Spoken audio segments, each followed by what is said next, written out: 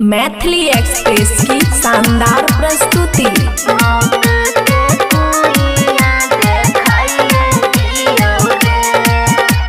खुशी recording studio बलुआहा। पीछा पीछा घूमे छही बोले किया छौरा, एको रति लाज न लागे छो तोरा। हरे पीछा पीछा घूमे छही बोले किया छौरा, एको रति लाज न लागे छो तोरा।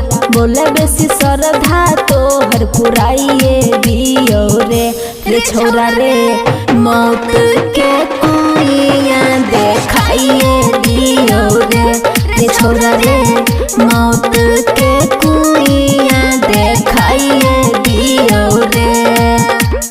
डीजे सुमित सतीश रैना।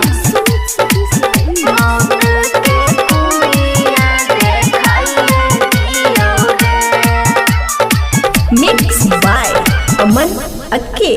छोटे छोटे कपड़ा में जो बन लागे छे टाइट रे, देखी देखी बुढ़वा के करे जाई छे फाइट रे।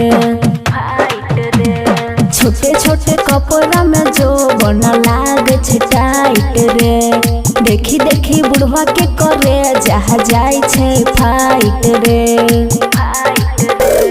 अपन जवानी से जिया राजुराई दियो रे छौरा रे, मौत के कुइयां देखाइए दियो रे छौरा रे, मौत के कुइयां देखाइए दियो रे।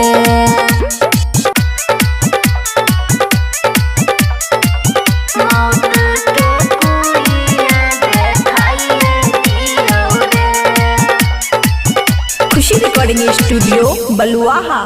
राइटर सुमित सजन पड़ल छी तू पीछा रे, देखिए क्या हो जे भी पागल केतना नीचा रे।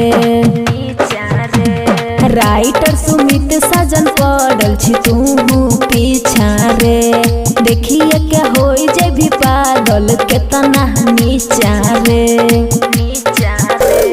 कहो छो दीपाली दिलवा मिलाइए दियो रे छौरा रे, मौत के कुइयां देखाइए दियो रे छौरा रे, मौत के कुइयां देखाइए दियो रे। खुशी रिकॉर्डिंग स्टूडियो बलुआहा।